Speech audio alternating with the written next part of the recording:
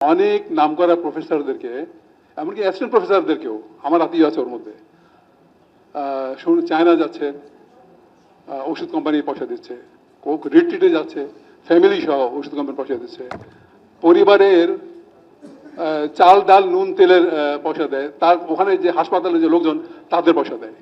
এগুলো কোথেকে আসে? শুনেছি ফ্ল্যাট দেয়, গাড়ি দেয়। আমি সত্যি মিথ্যে জানি না, বাট বাকিগুলো আমি জানি। ওখানে আমাকে চ্যালেঞ্জ করেন না, কারণ আমি জানি ওটা। তাহলে এই যে এই খরচগুলো কোথেকে আসে, আপনি এটাকে কিভাবে নিয়ন্ত্রণ করবেন? সেটা যদি নিয়ন্ত্রণ না করতে পারেন, গরিব রোগীকে আপনি অল্প পয়সা ওষুধ দিতে পারবেন না। আমি প্রথমে শুরু করব যে এই যে এমআরপির কথাটা এসছে, এর যে কম্পোনেন্টগুলো আছে সেখানে আসলে আমাদের দেখার মতো কি আছে। একটা হলো র মেটেরিয়াল।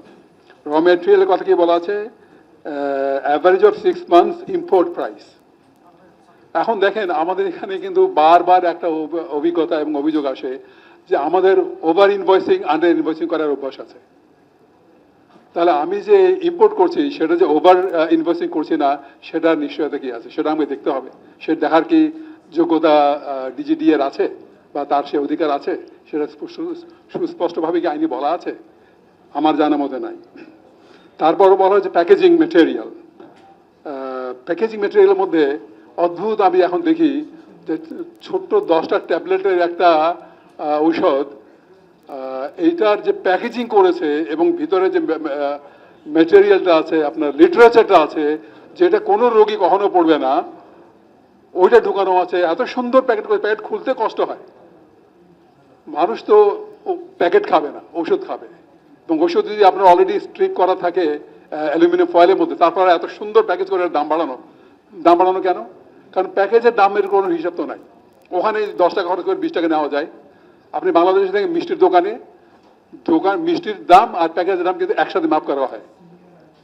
মুসলমান প্রধান দেশ ইন্ডিয়াতে এরকম করা হয় না, কিন্তু প্যাকেটের দাম আর মিষ্টির দাম একই করে ফেলা। এখানেও তাই অবস্থা আছে। এগুলো দেখবে কে? এটা যদি আমি না দেখি তাহলে ওষুধের দাম কমানো একটু কঠিন হবে। মার্কআপের মধ্যে কি আছে? যেটা সৈয়দ হামিদ বলেছেন, ওভারহেড আছে। ওভারহেড মানে আপনার বেতন বা অন্যান্য আপনার যে রেকারেন্ট কস্টগুলো আছে। তারপর হলো মার্কেটিংটা। কি মনে হয় মার্কেটিংটা কি হচ্ছে? এই কথাগুলি মিথ্যা কথা যে অনেক নামকরা প্রফেসরদেরকে, এমনকি অ্যাসিস্ট্যান্ট প্রফেসরদেরকেও আমার আত্মীয় আছে ওর মধ্যে, চায়না যাচ্ছে, ওষুধ কোম্পানি পয়সা দিচ্ছে, রিট্রিটে যাচ্ছে, ফ্যামিলি সহ ওষুধ কোম্পানি পয়সা দিচ্ছে, পরিবারের চাল ডাল নুন তেলের পয়সা দেয়, তার ওখানে যে হাসপাতালে যে লোকজন তাদের পয়সা দেয়। এগুলো কোথেকে আসে? শুনেছি ফ্ল্যাট দেয়, গাড়ি দেয়। আমি সত্যি মিথ্যে জানি না, বাট বাকিগুলো আমি জানি। ওখানে আমাকে চ্যালেঞ্জ করেন না, কারণ আমি জানি ওটা। তাহলে এই যে এই খরচগুলো কোথেকে আসে, আপনি এটাকে কিভাবে নিয়ন্ত্রণ করবেন? সেটা যদি নিয়ন্ত্রণ না করতে পারেন, গরিব রোগীকে আপনি অল্প পয়সা ওষুধ দিতে পারবেন না। যদি অল্প পয়সা ওষুধ দিতে হয় তাহলে এগুলোকে আপনাকে চিন্তা করতে হবে।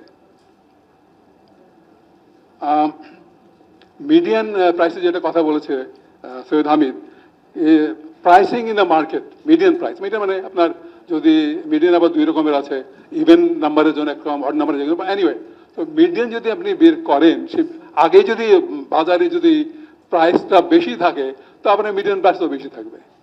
এখন প্রাইস বেশি কিনা সেটা আমি জানি না, কিন্তু অনেকেই ধারণা করেন এটা হয়তো প্রাইস বেশি, বাট আমি কোনো স্টাডি করি না এর উপরে। আরেকটা কম্পোনেন্ট আছে